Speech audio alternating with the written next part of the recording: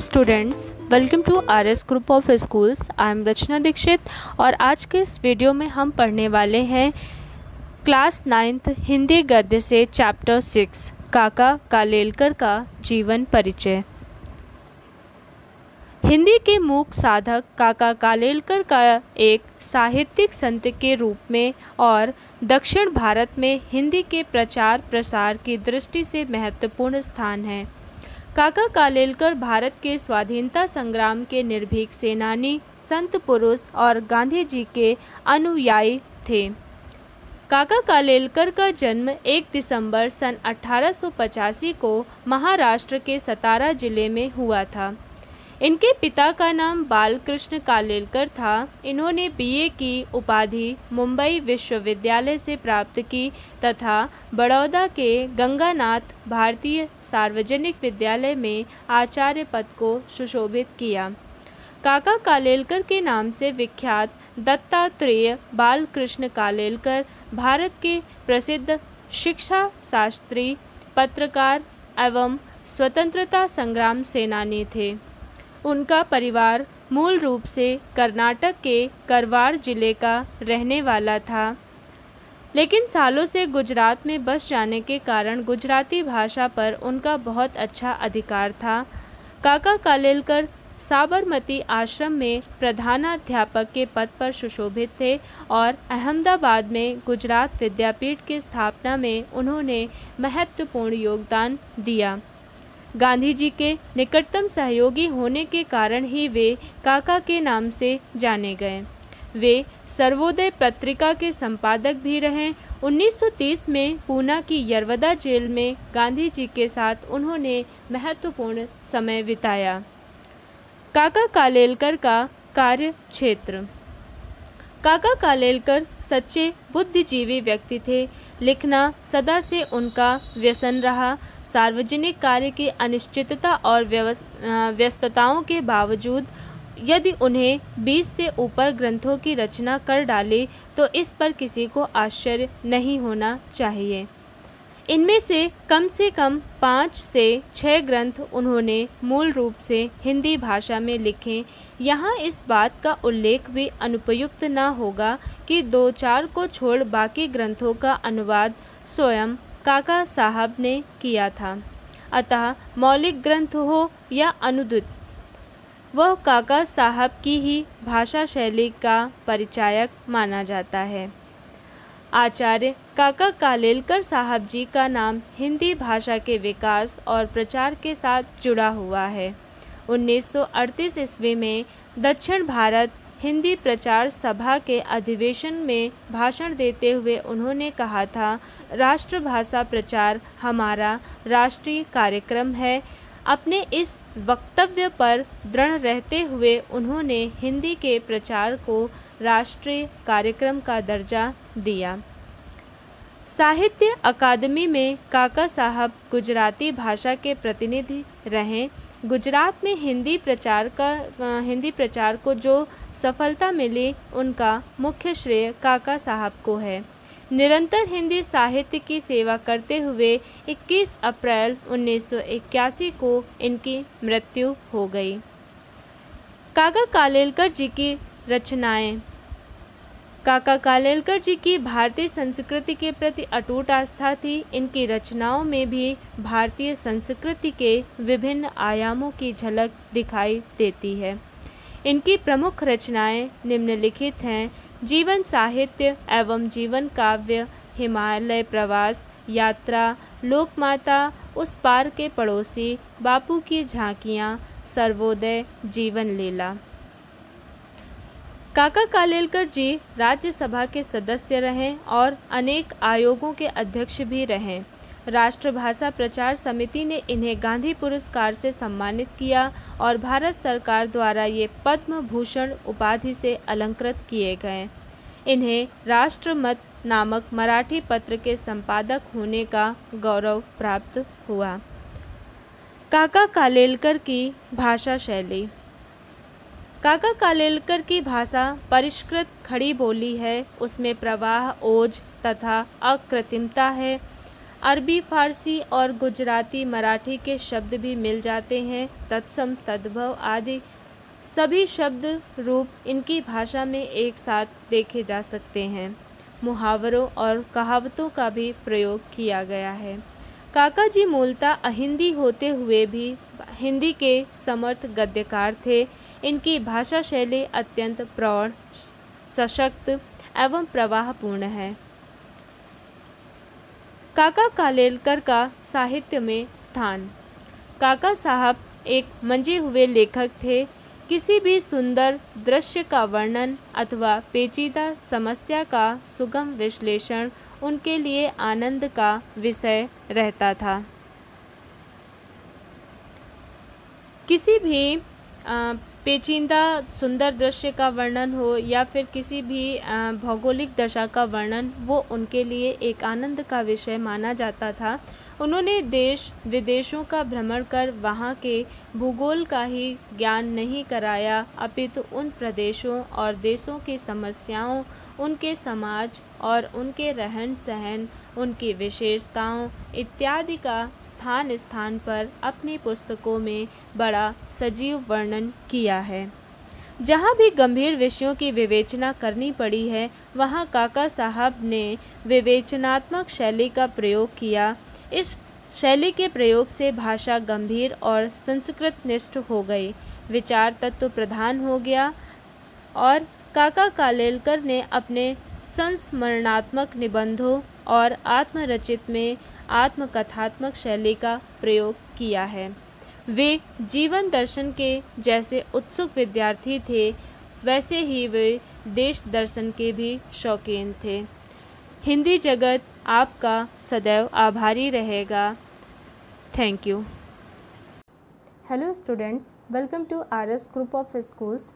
मेरा नाम रचना दीक्षित है और आज के इस वीडियो में हम पढ़ने वाले हैं क्लास 9th का चैप्टर 6, जिसका नाम है निष्ठा मूर्ति कस्तूरबा, जो कि काका कालेलकर जी के द्वारा रचित है।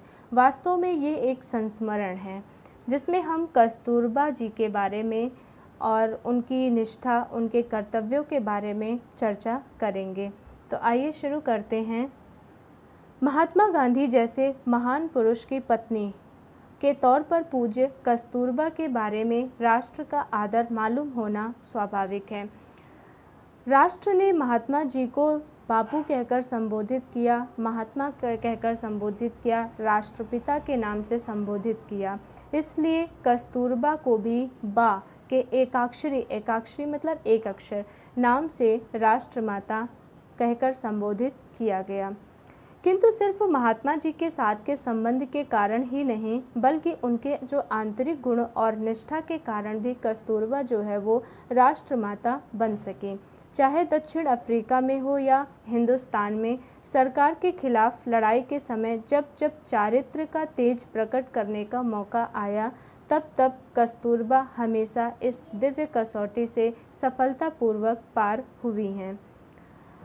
इससे भी विशेष बात यह है कि बड़ी तेज़ी से बदलते हुए आज के युग में भी आर्य सती स्त्री का जो आदर्श हिंदुस्तान ने अपने हृदय में कायम कर रखा है, उस आदर्श की जीवित प्रतिमा के रूप में राष्ट्र पूज्य कस्तूरबा को पहचानता है।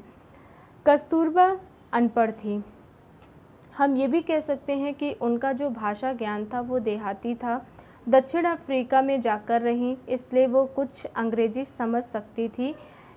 लगभग 25 से 30 शब्द जो है वो बोल भी सकती थी। कस्तूरबा को गीता के ऊपर असाधारण श्रद्धा थी। पढ़ाने वाला कोई मिले तो वो भक्तिपूर्वक गीता पढ़ने के लिए बैठ जाती थी। उनकी निष्ठा का पात्र दूसरा ग्रंथ था तुलसी रामायण। बड़ी मुश्किल से दोपहर के समय में वो थोड़ा सा समय निकालकर जब भी उनको फुर्सत मिलती तो वो पढ़ने के लिए बैठ जाती थी और रामायण के दोहे चश्मा चढ़ाकर पढ़ने के लिए बैठती थी। उनका ये चित्र देखकर हमें बहुत मज़ा आता था। लेखक कह रहा है, कस्तूरबा रामायण भी ठीक ढंग से नहीं पढ़ सकती थी।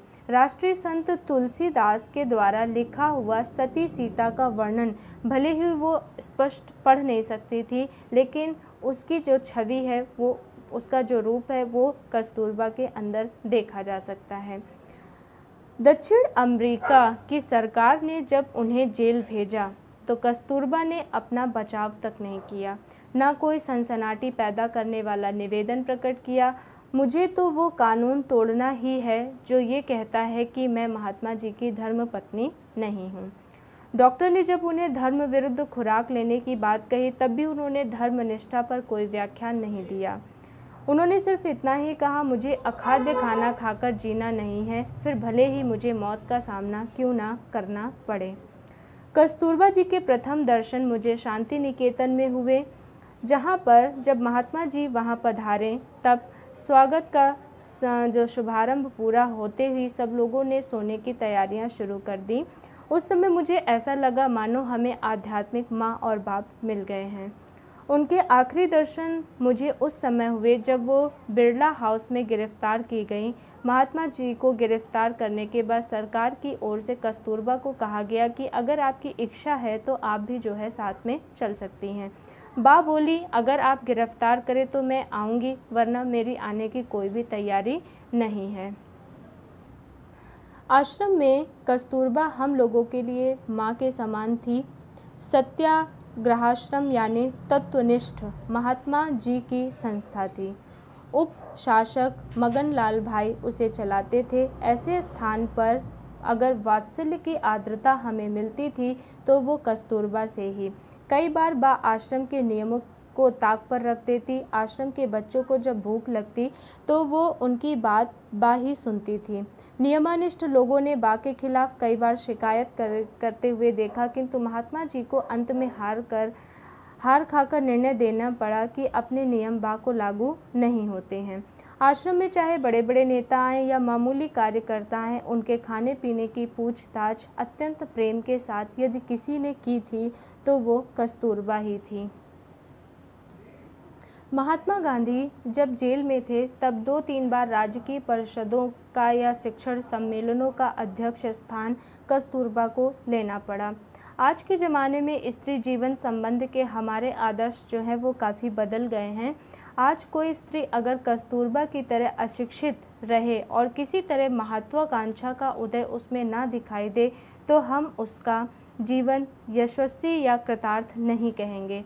ऐसी हालत में जब कस्तूरबा की मृत्यु हुई तो पूरे देश में स्वयं स्फूर्ति से उनका स्मारक बनाने की बात कही गई और इतनी बड़ी निधि इकट्ठी कर दिखाई। इस पर से ये सिद्ध होता है कि हमारा प्राचीन तेजस्वी आदर्श अब देश मान्य है। हमारी संस्कृति की जड़ें आज भी काफ़ी मजबूत हैं। यह सब श्रेष्ठता या महत्ता कस्तूरबा में कहाँ से आई?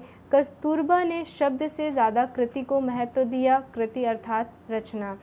उनकी जीवन साधना किस प्रकार की थी? शिक्षण के द्वारा उन्होंने बाहर से कुछ लिया नहीं था। सचमुच उनमें तो आर्य आदर्श की शोभा बढ़ाने वाले गुण पहले से ही विद्यमान थे। असाधारण मौका मिलते ही उतनी ही असाधारण कसौटी आ पड़ते ही उन्होंने स्वभाव सिद्ध कौटुंबिक सद्गुण व्यापक किए और उनके जोरों हर समय जीवन सिद्धि हासिल की। सूक्ष्म प्रमाण में या छोटे पैमाने पर जो शुद्ध साधना की जाती है उससे उनका तेज इतना लोकोत्तरी होता है कि चाहे कितना ही बड़ा प्रसंग आ पड़े या व्यापक प्रमाण में कसौटी हो, चारित्रवान मनुष्य को अपनी शक्ति का सिर्फ गुणाकार ही करना होता है। सती कस्तूरबा सिर्फ अपने संस्कार बल के कारण पातिव्रत्य को, कुटुंब वत्सलता को और तेजस्विता को चिपकाए रहीं और उसी के जोरों महात्मा जी के माहात्म्य के बराबरी में आ सकें। आज हिंदू, मुस्लिम, पारसी, सिख, बौद्ध, ईसाई आदि अनेक धर्म के जो लोग होते हैं, धर्मी लोगों का यह विशाल देश अत्यंत निष्ठा के साथ कस्तूरबा की पूजा करता है और स्वातंत्र्य के पूर्व की शिवरात्रि के दिन उनका स्मरण करके सब लोग अपनी अपनी तेजस्विता को अधिक तेजस्वी बनाते हैं। Thank you.